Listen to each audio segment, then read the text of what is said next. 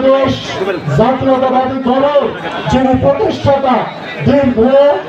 9 মাস যুদ্ধ করে বাংলাদেশের সাধারণ মানুষকে সাথে নিয়ে উজ্জীবিত করে যুদ্ধ করেছিলেন এবং সেই মহান স্বাধীনতা যুদ্ধ বাংলাদেশ বিজয়ী হয়েছিল, বাংলাদেশ স্বাধীন হয়েছিল। আমরা সেই মহান নেতাকে কৃতজ্ঞ ভূচিত্তে স্মরণ করছি, যিনি জরাজীর্ণ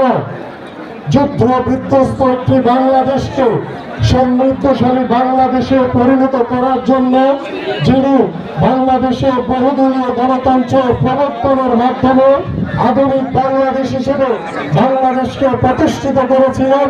যার স্বল্প সময় রাষ্ট্র পরিচালনার দায়িত্ব ভার গ্রহণ করে যিনি বাংলাদেশের কৃষিতে বিপ্লব ঘটিয়েছিলেন, যিনি শিল্পে বিপ্লব ঘটিয়েছিলেন, যিনি জনশক্তি রপ্তানিতে বিপ্লব ঘটিয়েছিলেন, যিনি বাংলাদেশের পথে প্রান্তরে